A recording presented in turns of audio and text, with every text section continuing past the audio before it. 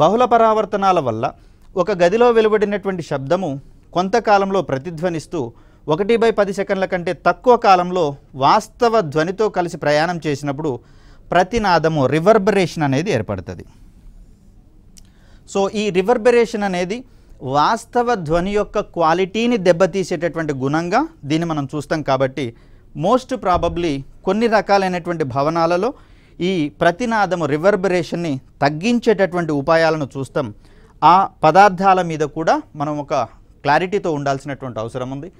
ప్రతినాదం వల్ల వాస్తవ ధ్వని యొక్క నాణ్యత దెబ్బతినేటటువంటి అవకాశం ఉంది. ఈ పరిస్థితి ఎక్కడొస్తుంది అంటే సినిమా హాళ్ళల్లో కావచ్చు, అదేవిధంగా మ్యూజిక్ కన్సర్ట్స్ ఏర్పాటు చేసినటువంటి సందర్భంలో ఆ యాక్చువల్ ధ్వని ప్రతినాదం వల్ల ఏమవుతుందంటే ఒరిజినల్ మ్యూజిక్ యొక్క ఫీల్ గుడ్ ఎక్స్పీరియన్స్ మనం చేయలేం. కాబట్టి సో ఆ సందర్భంలో ఇలాంటి పరిస్థితులలో ఏం చేయాల్సి వస్తుంది, రికార్డింగ్ స్టూడియోలు కావచ్చు, సినిమా హాళ్ళకు సంబంధించిన గోడలు పైకప్పులను ధ్వని శోషకాలతో కప్పి ఉంచేటటువంటి ప్రయత్నం చేస్తారు.